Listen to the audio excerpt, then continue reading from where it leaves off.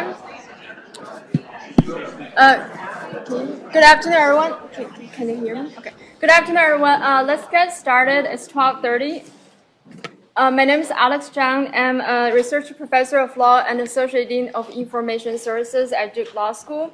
It is my great pleasure to welcome you all to our Spring 2023 Faculty Author Book Talk series. And I would also like to thank the Dean's Office and Associate Dean of Intellectual Life, Professor Neil Siegel, for co-sponsoring this event. In addition to that, I would like to thank our colleagues in the Events Office, Media Services Office, the Law School's Academic Technology team, and our library's own Associate Director Jennifer Behrens and Administrative Assistant Shauna Bangrel for making this event possible. Today, we're here to celebrating Professor Nita Farahany's new book, The Battle for Your Brain, Defending Your Right to Think Freely in the Age of Neurotechnology. Professor Farahany is Robinson O. Everett Professor of Law and Professor of Philosophy at Duke Law School. She's also the founding director of Duke Initiatives of Science and Society. Professor Farahany received her JD, MA, and PhD in philosophy, all from Duke University. And today we also have the pleasure to welcoming Professor David Hoffman to moderate this conversation. Professor Hoffman is a Stead Family Professor of Practice of Cybersecurity Policy at Sanford School of Public Policy. He's also Associate General Counsel and Global Privacy Officer for Intel Corporation. And he is also a Duke Law grad. So we're celebrating Duke Law grad accomplishment today, just 1 week ahead of alumni reunion. Now, without further ado, please join me in welcoming Professor David Hoffman and Professor Nita Farahany.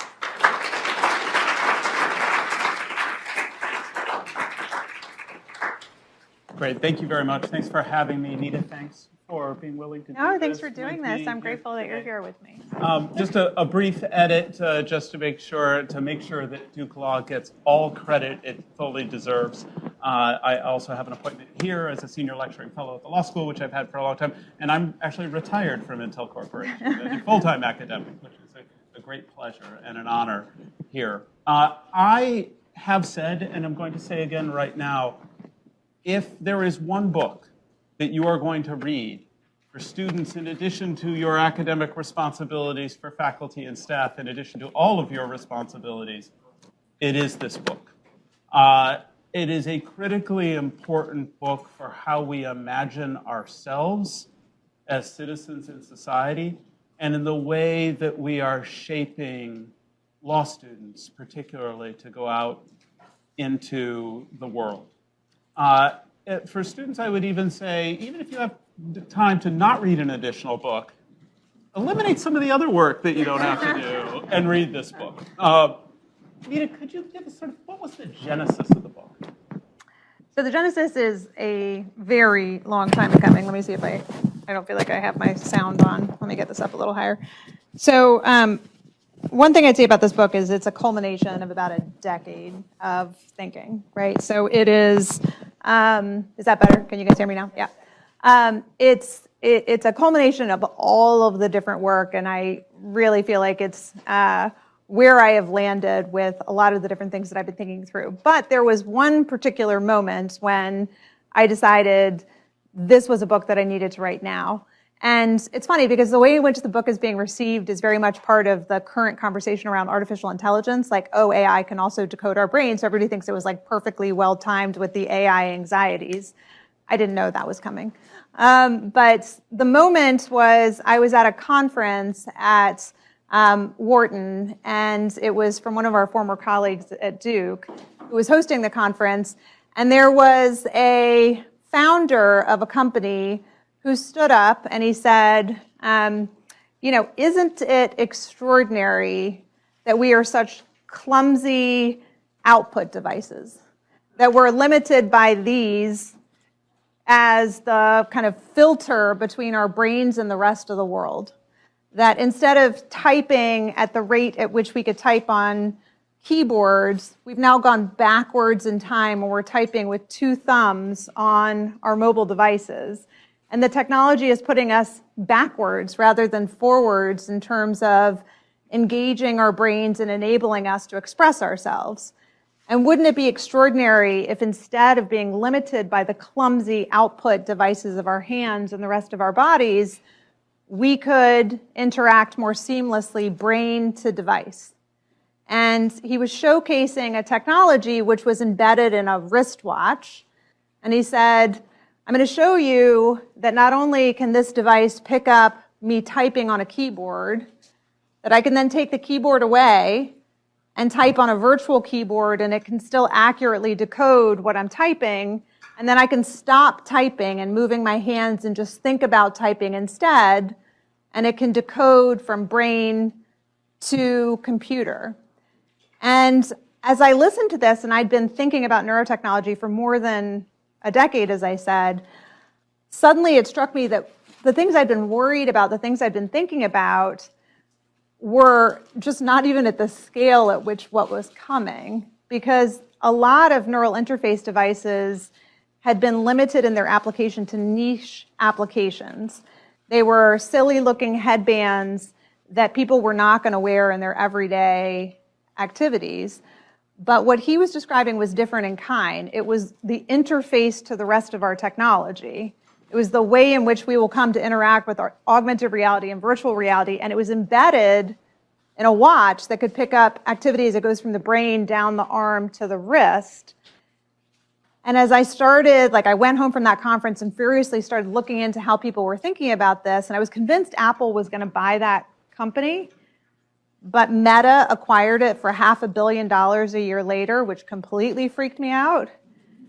And then all of the rest of the major tech companies started acquiring neurotech companies or developing it themselves to embed brain sensors into our earbuds and our headphones and our everyday devices. And I understood that AI decoding of the brain was going to become the way in which we would interact, learn about our own brain health, but also enter into an era of brain transparency. And so that was the kind of genesis. I was like, we're about to enter this era and nobody seems to realize it's happening. And what does this mean for ethics and law?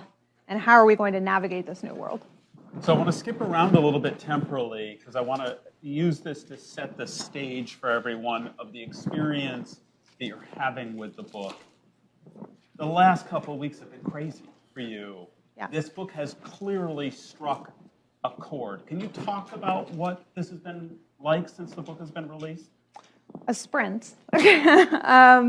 So I had hoped it would be well received. I chose when I wrote the proposal for the book, and I was deciding if it was going to be a book that I was going to publish with an academic press or with one of the major trade publishers instead. And I decided to go with a major trade publisher because I believe it's an urgent conversation, and I thought they would have a better mechanism of getting it out into the world, to actually having a greater public dialogue, which is what I'm trying to spark, is really a bigger global conversation. And from the Wall Street Journal to The Guardian to I don't know how many podcasts and NPR and radio shows that I've been on, the reception has been outstanding. The part that's been the most exciting to me is that we'll talk about cognitive liberty, which is the argument that I'm making in the book. I thought everybody would just focus on the tech, and there's a lot of it in the book describing what the technology is and the applications and the context. And some of the earliest press really was focused on that, which was the way in which our brain surveillance is happening in the workplace and by governments worldwide. But very quickly, people started to latch on to the concept of cognitive liberty and how that could be a way forward to talk about AI and mental manipulation. And that's been really exciting for me, is just that the argument has come through, that people are really talking about the substance that I was hoping to have a bigger dialogue about.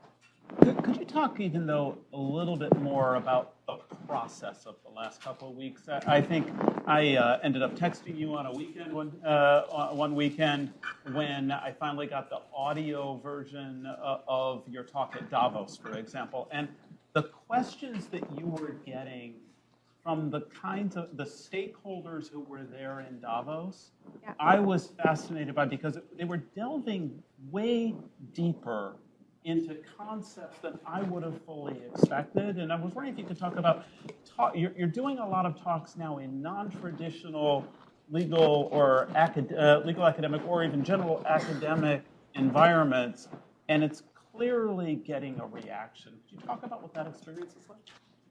Yeah, so I mean, the earliest reach out hasn't, like, the media has gotten it onto the radar of UNESCO and the, Australian Commissioner and OECD and all of these major non-governmental organizations that are interested in the concepts and how they intersect with the broader set of digital rights that they're thinking about. And so that has been really exciting, because my hope is to spark a broad global conversation, but it's really to see if cognitive liberty as a concept can be implemented as a right, and as a right that could help us navigate through what a right to access and change our brain activity would look like, but also a right from interference from our mental privacy and freedom of thought would look like. And so it's been surprising to me how quickly folks like that have reached out. And you're right. So a lot of the places I've given talks are places like the World Economic Forum in Davos, which led to both a lot of very high level, both corporations and non-governmental organizations reaching out. It also led to a viral spreading of part of my talk on TikTok. And every conspiracy theorist in the world has come out because of the way in which it has been misquoted. And so I have a lot of people who think that I'm advocating for neural surveillance of everyone, which is not true. But then, it's the conversation from South by Southwest to TED next week to a bunch of different venues that are non-traditional academic venues, I think are getting the ideas out a lot more broadly. And that I'm grateful for, because key decision makers are at a lot of those different places. And so to the extent that I want to impact change, which is what my hope is with the book, is to spark conversation, but also engage decision makers, be they corporate decision makers, to governmental decision makers, to non-governmental decision makers. They're hearing it from all of these different venues, and that's getting the conversation launched in ways that are really gratifying. And I want to definitely come back to impact and where that goes later. But now I want to go back to the introductions that was noting that we both share, having been at Duke Law School as graduates. And, I'm actually coming up on my 30th reunion. So think about... 30 is high school reunion. High school, right, yeah. Middle school. Middle school, yes. No, unfortunately, or fortunately, law school this week, upcoming weekend. And it's a moment to reflect, reunions like that, of where we come from, those beginning stages of learning the vocation and the elements of the law and how that has built over time. And I'm just wondering if you could talk a little bit about how things starting within law school built upon each other to get you to this point of writing this book and being able to have those conversations in places like Davos. Yeah, so first, I'm a Duke Law alum, as you know, like you. And I came to Duke in part because I was so persuaded by its interdisciplinary engagement across the university. When I was here as a summer starter, back when we had summer starters, I went up to Jim Coleman after my first pretty much day of criminal law and said, I'm really interested in the intersection of criminal law and neuroscience and behavioral genetics, and I would love to talk with you about developing scholarship in that space. And Jim was like, okay, well, let's get through the first semester, but I mean, I like that idea, and he continued to nurture and support that interest. The year after I graduated, we co-edited a volume of Long Contemporary Problems on the impact of behavioral sciences in the criminal law, and that ultimately brought us, like me, full circle back to here, because the book grapples with the Fifth Amendment implications, the Fourth Amendment implications, the use of behavioral sciences in the criminal courtroom, and beyond that. But that's, me as a student, and me becoming a scholar, coming back here, both the interdisciplinary engagement across the university, from neuroscientists who are willing to sit down with me and pressure test my ideas, to a writing group with Lisa where I wrote the first chapter and the book proposal of the book, and having that kind of supportive environment, to Larry Helfer, who painfully probably went through literally every argument I made about human rights in the book and was so instructive and helpful, and just incredibly gracious in giving me ideas, to sitting down with Jolyn Dellinger and asking about privacy, to sitting down with you and talking about different solutions to it. I could go on and name the so many people who made it happen. I'll tell you, the last chapter of the book, which is entitled On Cognitive Liberty, didn't exist at Copy Edit. And I sat down with Larry, who went through it for the umpteenth time, and said, it's kind of missing an ending chapter where you pull it all together. And I managed somehow to get them to take it at Copy Edit for an additionally new chapter. And it's the chapter everybody is citing. It's the chapter that everybody is turning to. And so having colleagues who are willing to engage in that way, but having a supportive environment at Duke that really allows for interdisciplinary engagement, it's the culmination of years of thinking, but years of support from so many people at the university to be able to come together with an argument like this. When you have something that's deeply interdisciplinary, you need a lot of different eyes on it. You need a lot of different colleagues and a lot of different people who look at it from different perspectives to push you on those ideas and to help you further develop them. So let's talk a little bit about the ideas. Okay. For those who, it's not that they are not going to read the book, it's just they haven't read the book yet. Right. They will all read quickly. it. Right. Can you give a quick overview? Yeah, the quick and dirty is neural interface is going to become one of the primary ways we interact with all of the rest of our technology. It's going to be in our everyday devices. It's already happening. It's just a question of scale. The book goes through each of the different contexts in which it's already happening, and it builds across bioethical dilemmas in each chapter the right to cognitive liberty as a human right is what I propose that enables us to have self-determination over our brains and mental experiences. And so through early chapters that look at the concept of mental privacy and how it's now fundamentally at risk as AI can decode our brains through advances in neurotechnology, to the ways it's being used in the workplace, and the balance as a relative right, what mental privacy would mean, so that there may be some instances where it might be permissible and even desirable to give access to employers to monitor things like fatigue levels, to the very creepy and Orwellian uses of it that would intrude on the mental space and need for human flourishing,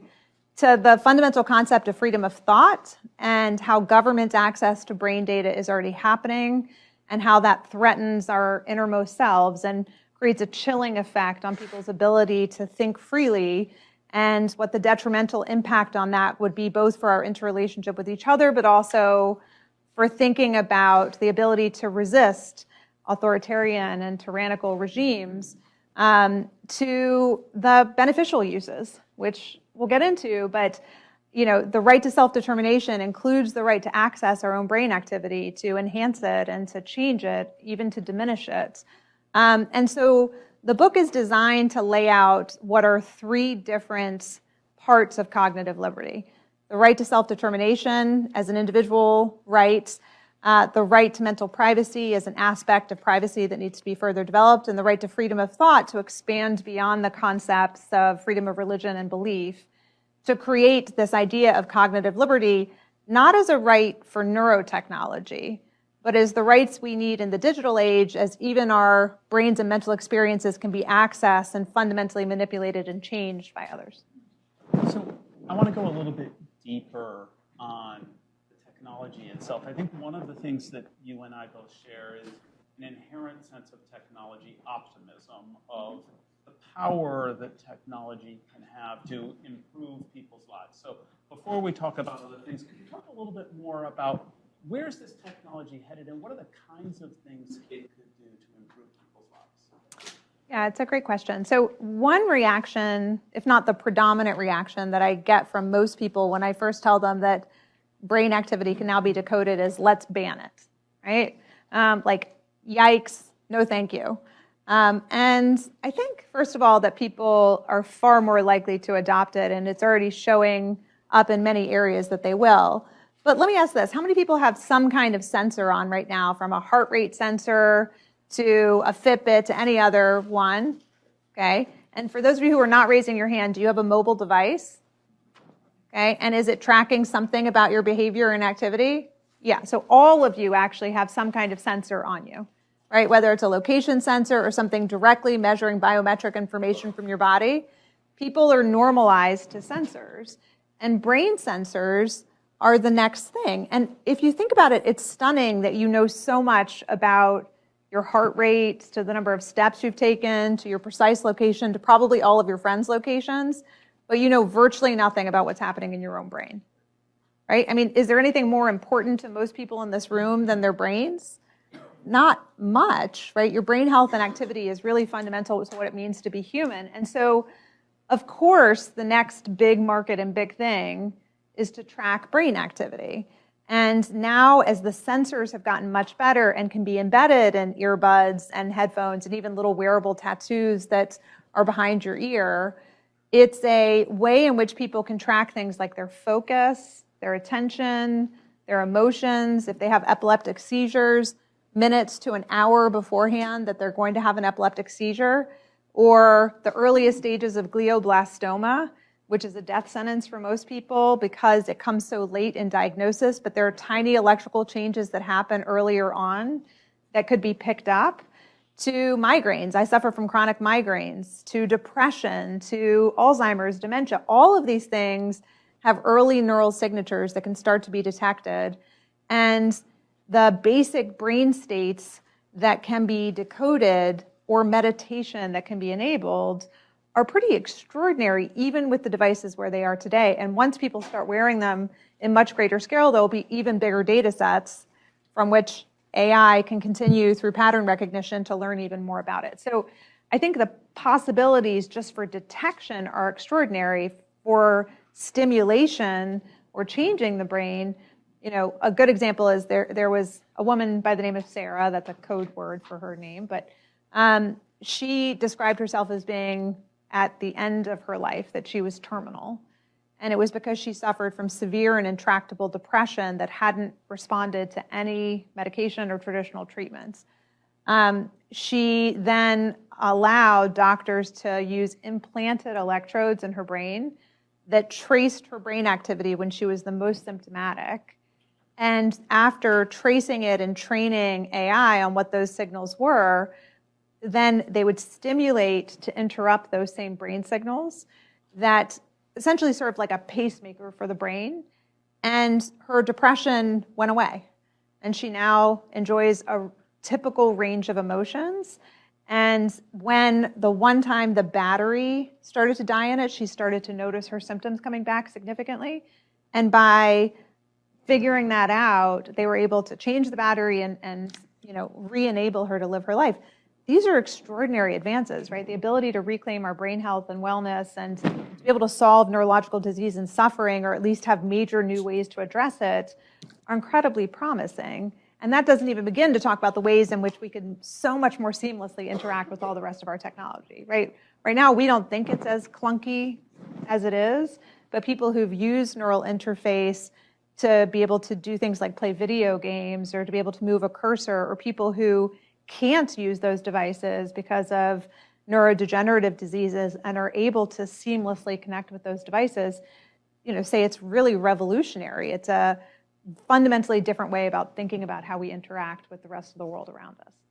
So let's pursue this sort of utopian side of the use of this technology just for a little bit more, because you mentioned potentially the intersection of this technology with AI implementations and the need for gaining data that is going to train those AI algorithms. You also mentioned that some of the reception to this technology could be like, let's just ban that, or let's not use it at all.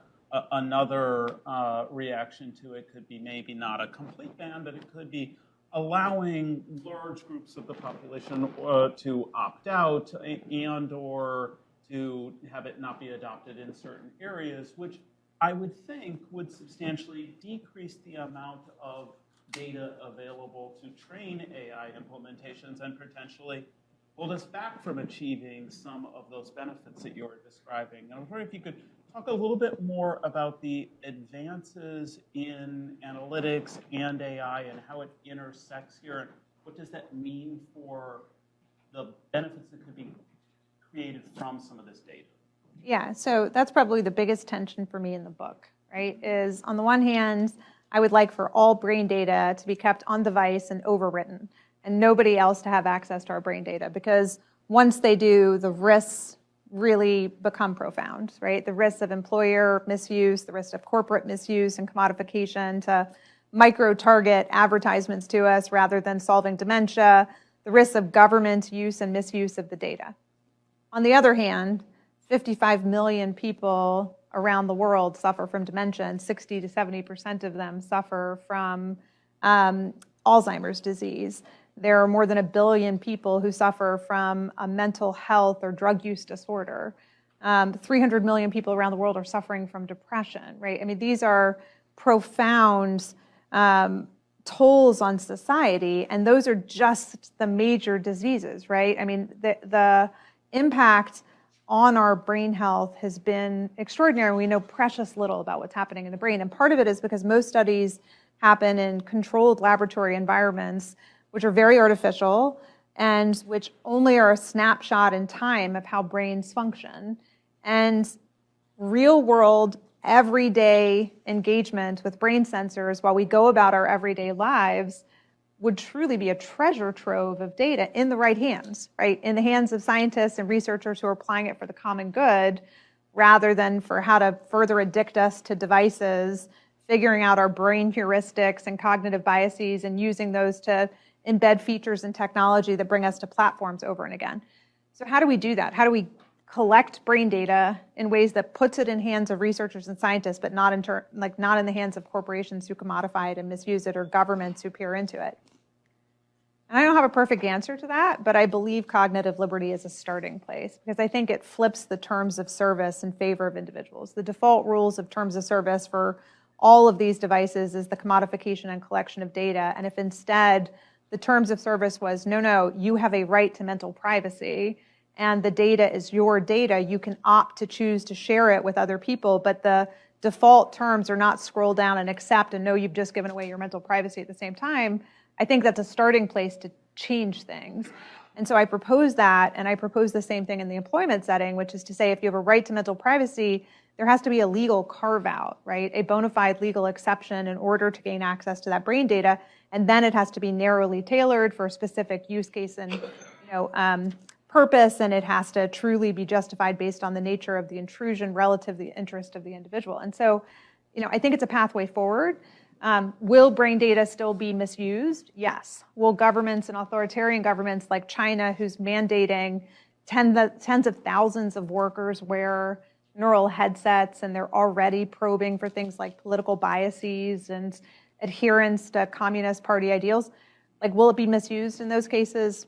Probably. But does this give us a better pathway forward? I think so. And I think that the benefits for society of addressing neurological disease and mental health problems probably outweighs the desire to overwrite all of the data on device. But I also think people should have the option of doing it, right? We need by design features that allow people to, choose to switch off the collection of neural data while they're listening to music, or can choose to have data overwritten rather than sharing it with other people. Yeah, one of the things that I love about the book is that you ground many of your observations in the book in the history of data protection and the ethics of data protection, and the idea that collection limitations or bans on use of data are only one of the traditional ways of protecting people in the end, along with things like what you're talking about are accountability controls, use limitations, better security safeguards. And in the end, those are ethical determinations, because people could have the potential to be harmed either way. If we do not allow the technology to advance, it could be harmed. Yep. If we do other types of harm, and we'll get to that in a second. We'll make sure, I know there are lots of people out there, when are we getting to dystopia? We'll get to dystopia. But before we get there, you are one of the foremost experts in the world at the intersection of ethics and technology, and you have invested your own intellectual time. No, that is absolutely true. You have invested your time over the past couple of decades becoming an expert in that, going back to your academic work when you were doing training. Could you talk a little bit about that building up that expertise in ethics, what it meant from an educational perspective, what it means here at Duke, and what it meant for bringing that into the book. Yeah, so I mean, I was fortunate in that when I came back to Duke, I came in with a set of questions I really wanted to explore. And I didn't actually have a great sense of what the educational background was that I needed. I just knew the questions that I was really interested in asking. So I came in as a JD MA student, and the MA, what was great was that I started to explore across campus who would let me explore the questions I wanted to really investigate.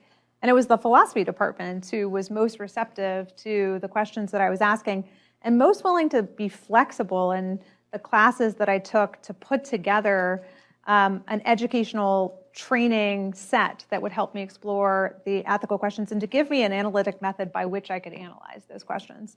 I was incredibly fortunate that my dissertation advisor, Alex Rosenberg, took a significant interest in the questions that I was asking. And when there wasn't a class on the intersection that I was interested in, like he felt like I really needed to explore Humean theories of causation, he would just do a directed reading with me and help me put together a syllabus that enabled me to really do a deep dive into the questions. And between the law school and the philosophy department and other parts of campus, I was able to develop at least the educational foundation.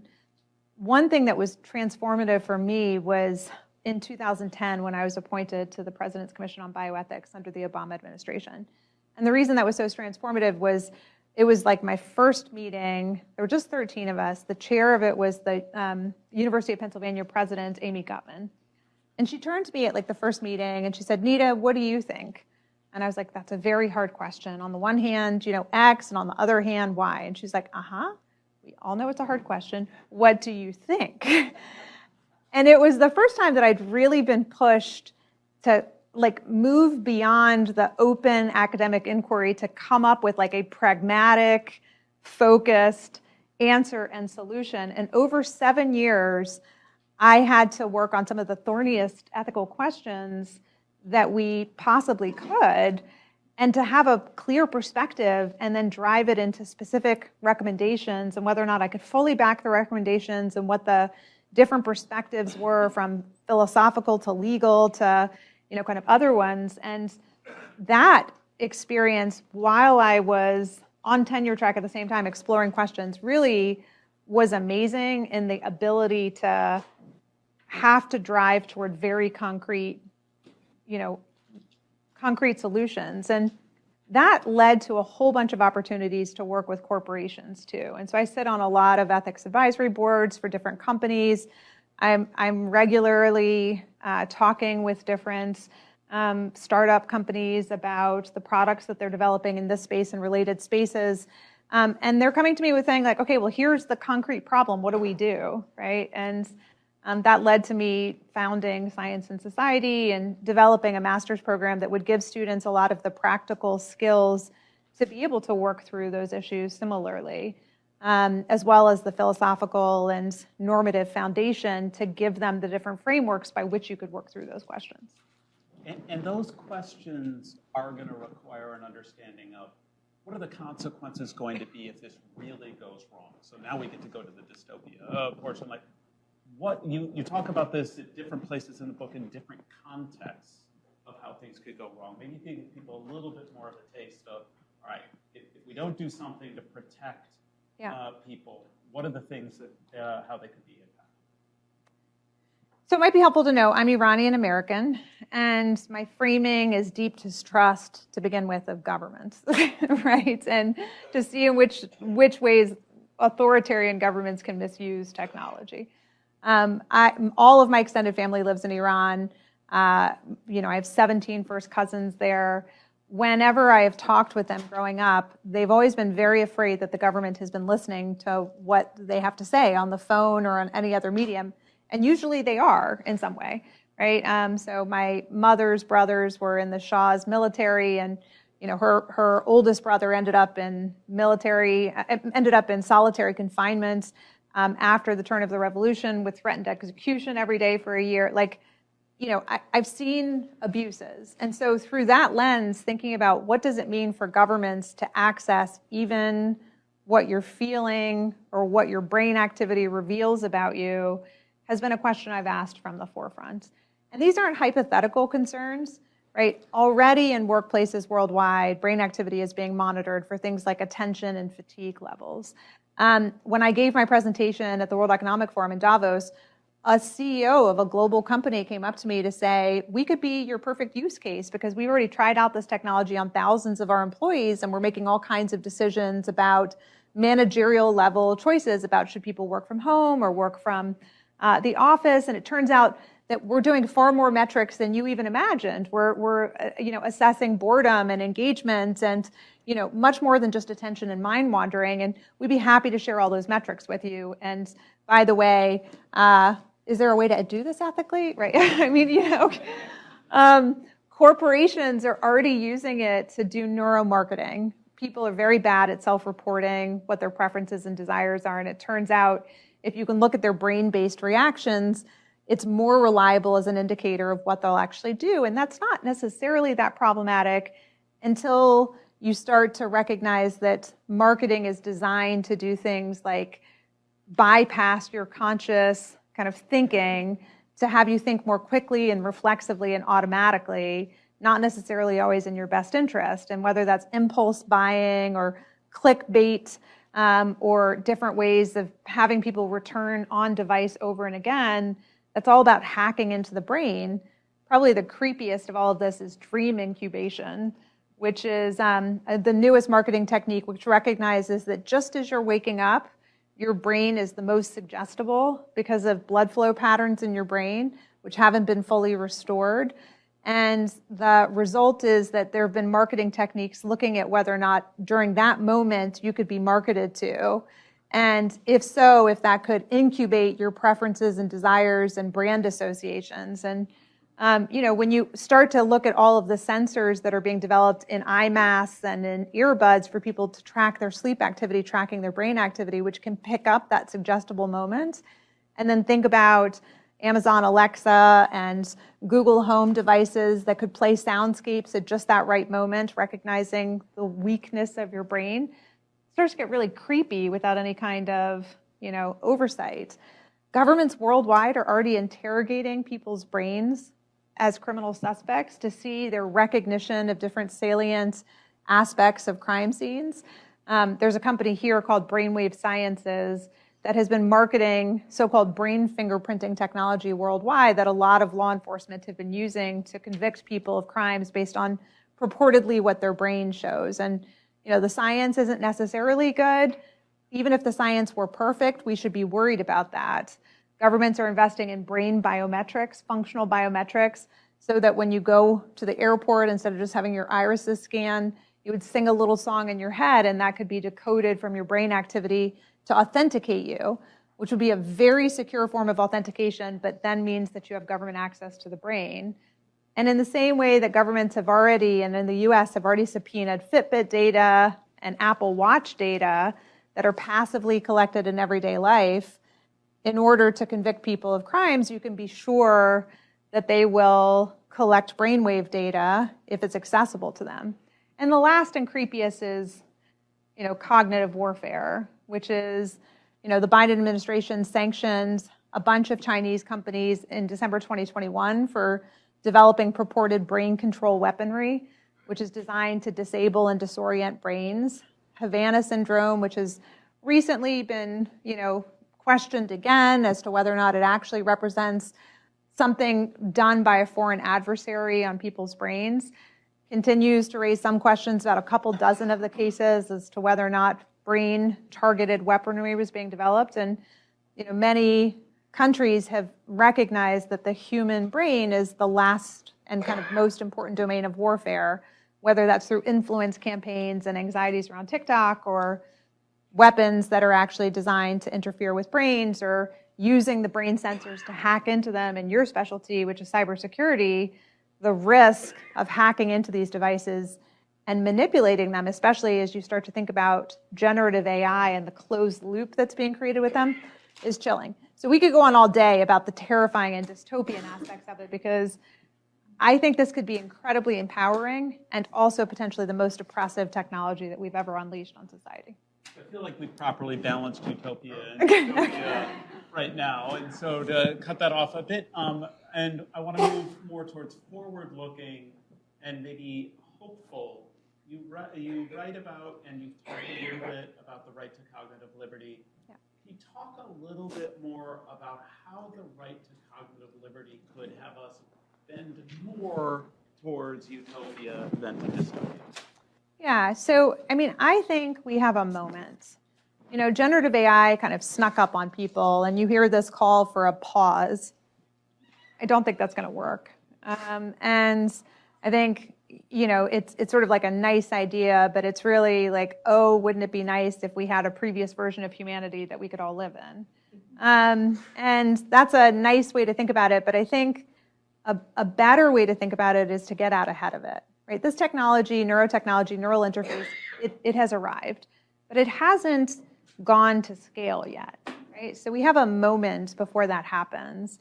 And I believe if we recognized a right to cognitive liberty, which requires updating the international human right to privacy to include mental privacy, the right to freedom of thought, which the special rapporteur, the outgoing mandate holder for freedom of thought and belief in religion, Ahmed Shahid, he presented a really wonderful report to the General Assembly in October of 2021, to the UN General Assembly, about the ways in which freedom of thought really need to be updated and expanded to address the different ways in which thought can be accessed, changed, manipulated, and punished in modern day.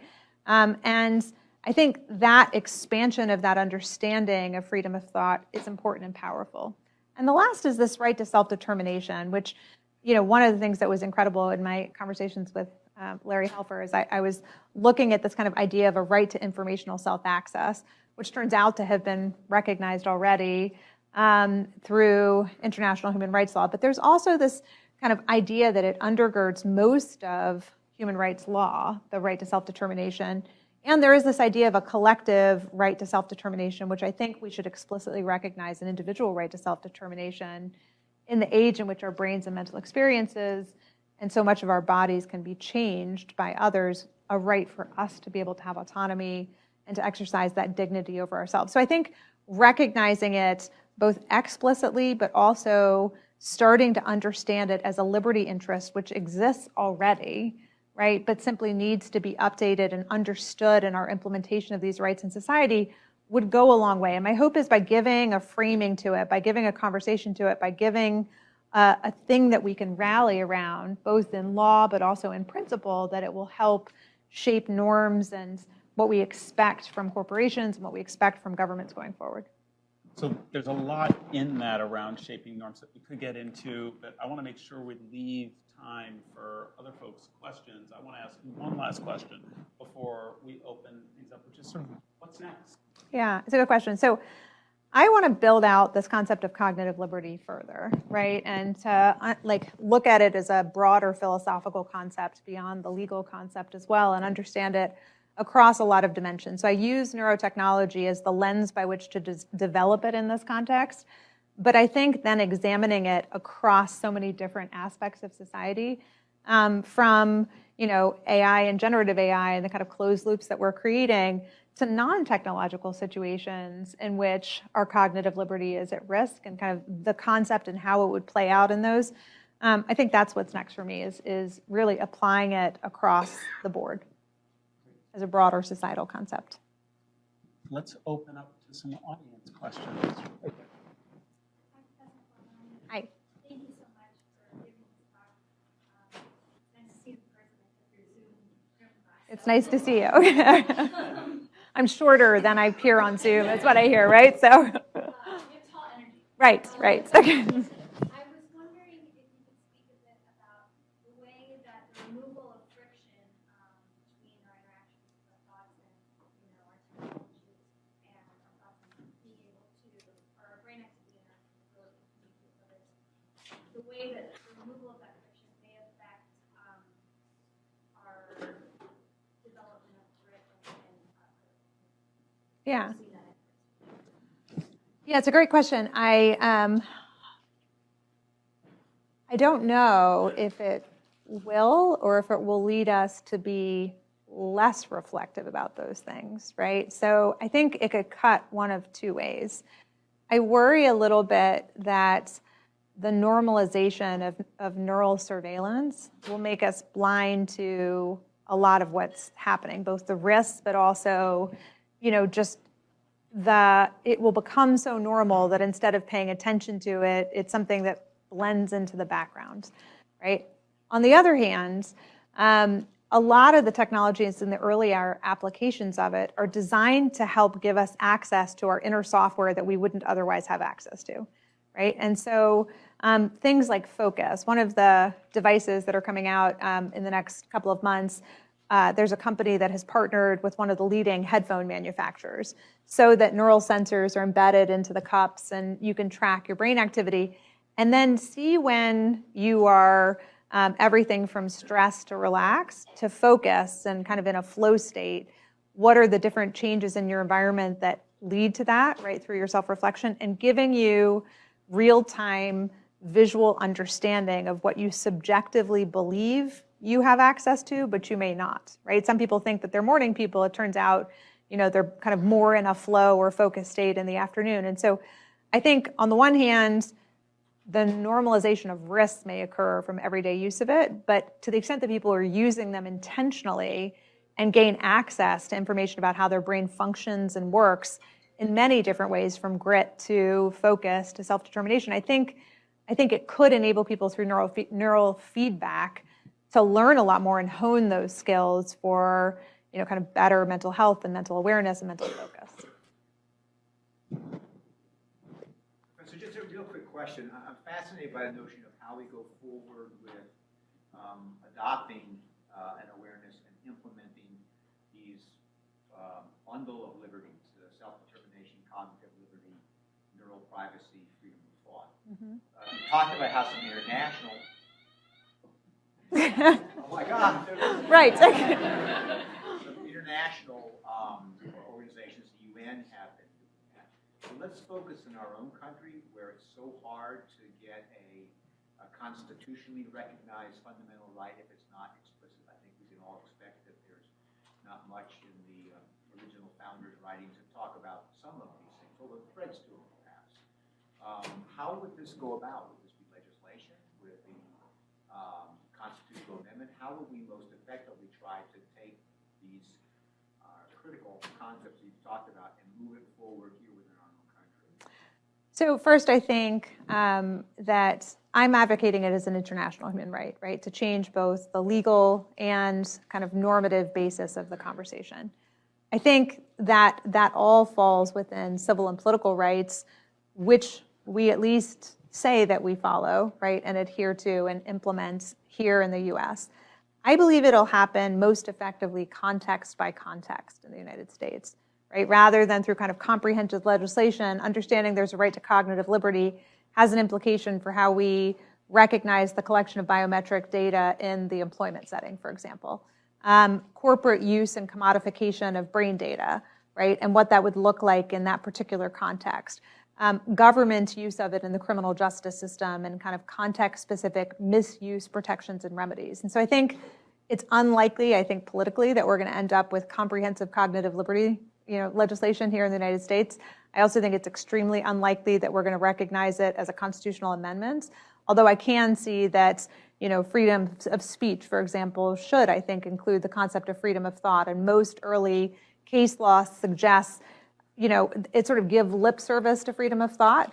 And then they say, but of course we can't breach what's happening inside the minds of individuals.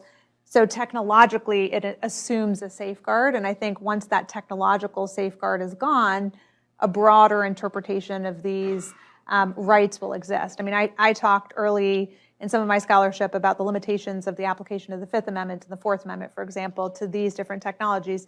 I think once the technology makes it possible to interrogate the brain the same as you would interrogate a criminal suspect, it would be difficult for us not to interpret self-incrimination to include a right against having your brain interrogated as well. So, I think it'll be context specific in that way, but I think an umbrella principle that can be implemented across context will help us give a consistent treatment of it across the board. In the back, and then over. Yeah, right there.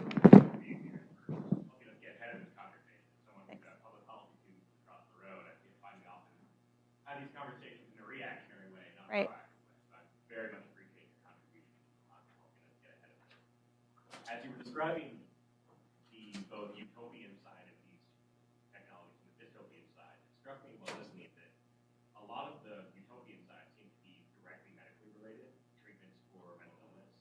A lot of the dystopian side seems to be around either corporate or state surveillance, corporate surveillance, what have you.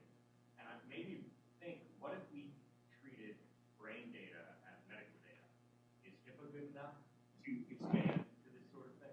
Yeah, it's a great question. So first, I give some of the medical examples just because I think they're the starkest and easiest to understand, but I actually think informational self-access to what's happening in your brain will be one of the more valuable and kind of profound ways that people will come to adopt and appreciate this technology. And whether that's to meditate or to focus or even just to track brain health and wellness over time, not in terms of, truly medical conditions, but literally just your own brain activity. Where do you perform the best? Where do you not perform well? What things impact, like we all know that alcohol doesn't make us feel good the next day, but how does it actually impact your sleep? And how does it actually impact your focus and attention the next day? HIPAA applies to covered entities. Most of the corporations who are collecting the data are not covered entities and not collecting it in ways that would be considered health. But treating it as sensitive data, kind of analogously to thinking about health data, it gives us some intuition and understanding, right? I mean, so I think your question goes more to the intuition of, is it kind of a sensitive category of data? I think depending on the inference that can be drawn from it, that's how I would approach it more, is based on the inferences rather than just the broad category itself. But it does have, like, if we think about categories of data as to which ones can you draw the most sensitive and powerful inferences from that have the greater risk of misuse, it does, I think, tell us something about governance of it and how we might go about it. And getting back to Judge Gruden's point, that we have some models about 4 particularly sensitive categories of data, right, how they're regulated in different contexts, of where you can take situations where people have said the use of data is a fundamental human right and then implement it. And so that would be a way to move forward, at least with the analysis. Yeah, agreed. First, congratulations on an amazing project. My question is something that we had a short conversation before, which is, can you speak to the risks and the ways to fix what might be thought of as sort of a network problem or the collective action problem that's presented by this? And let me give you a good example. When my eldest daughter was between middle school and high school, we had to make a choice about whether she was going to have a cell phone. Mm-hmm. And the choice presented itself pretty starkly, which was all the downsides of having a cell phone as a tween versus being utterly isolated because all of her friends had cell phones. Yep. So when you think about this set of problems about sort of cognitive liberty, or sort of the commodification of neuroscience, or however you would describe it, like what is the risk of that phenomena happening with a conversation that's happening between people in their minds, and how does that influence the way you think about, is it a supply side check or is it a demand side check that has to be encouraged? Yeah. So first I'm going to say it's both. I think network effects are going to be powerful for it. And I'll give you a couple of examples of why.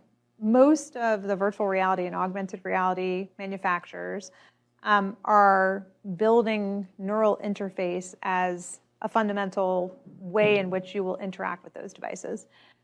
Will it come to the point where your choice is either you can access AR and VR with a neural interface, or you can't participate in it at all? And if the way in which people are interacting with each other is through AR and VR, your choice is to be left out or to be part of that. Some of the kind of more stunning applications of it already are things like brain-to-brain communication. The ability for people to send like whole words and concepts and thoughts to each other through brain-to-brain interface technology, which has already been shown to be possible in laboratory environments. Brain-to-text communications, brain-to-brain text communications, right? You can imagine, like, if that's the way in which the next generation is communicating with each other, choosing not to participate leaves you out of huge swaths of society in the same way that not having a cell phone would. So on the one hand, It is the way in which it's being built into future generations and built into the next generation of technology, which will make it difficult to resist, if not impossible to resist, because you won't have an opportunity to actually interact with the rest of technology or the rest of society unless you have it. So it's on the one hand that, the reason I say it's both, because that's a supply side problem, is there is a sense in which people first adopt novel technologies that they become desensitized to the risks. I actually have a piece coming out about this in the next couple of weeks in The Atlantic that it's called Normalizing Neural Surveillance, if they let me go with that title. And it's about the ways in which, in non-threatening initial contexts, people first encounter technologies like this through play, or like L'Oreal has a partnership with one of the leading manufacturers of neurotechnology, where you go up to the perfume counter, they ask you to put on a neural headset, and then they give you customized fragrances and tell you which one your brain reacts to the best. And people think, oh, isn't that novel and cool? They've already done it at IKEA, where people have gone in and put on headsets to look at rugs, and only if their brain loves it can they get access to the rugs, and people willingly put them on. Or, fairs and festivals where people have tried these out. And so the first encounters are in non-threatening contexts where people assimilate the technology. There's a ton of neurogaming happening where people navigate through games by playing them with their brains. And the supply side is building it in. The demand side is ignoring the risks and normalizing to the risks so that they become invisible.